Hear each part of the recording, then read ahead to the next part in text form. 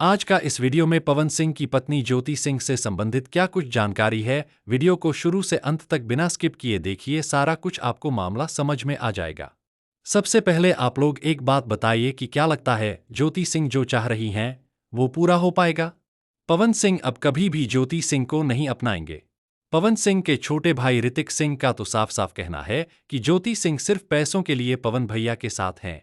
अगर पवन भैया उन्हें पैसा दे दें तो वो तुरंत तलाक दे देंगी, लेकिन पवन भैया बिल्कुल भी 1 रुपया नहीं देंगे और मैं देने भी नहीं दूंगा। लेकिन ज्योति सिंह का भी कहना है कि मुझे 1 रुपया चाहिए भी नहीं, क्योंकि पति की संपत्ति पर मेरा पूरा हक है, तो मैं तलाक क्यों दूं? अगर उन्होंने मुझसे शादी की है तो मेरा पालन पोषण का खर्चा और जिम्मेदारी दोनों वही उठाएंगे, लेकिन मैं तलाक नहीं दूंगी। अब आप बताइए कि ज्योति सिंह का कहना सही है या तलाक देना ही सही रहेगा? आप लोग अपनी प्रतिक्रिया दें।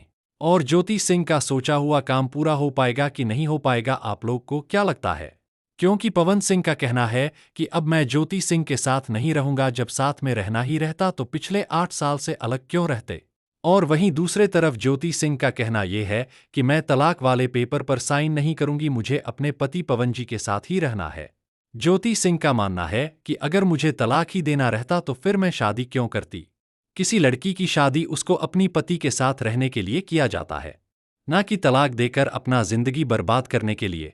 ज्योति सिंह का मानना यह भी है कि अगर मैं पवन जी को तलाक देती हूं तो वो फिर किसी ना किसी लड़की से शादी करके उस लड़की का भी जिंदगी खराब कर देंगे।